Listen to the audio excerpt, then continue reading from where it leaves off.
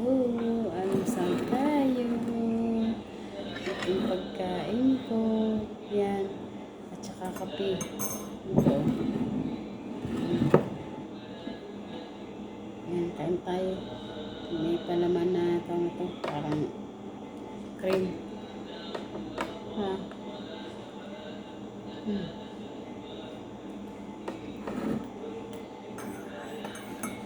Kumusta kayo dyan? Ito, tawag ito, umaga, mga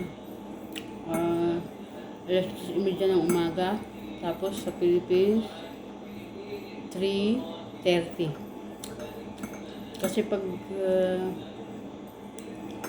5 hours ang diferensya. Tara, kain tayo. Kamusta na kayo dyan? Naway na sa mabuti kayong kalagayan. Mag-iingat kayo parati dyan. At saka, tawag ito. Parati tayong kumain ng, tawag ito, yung healthy.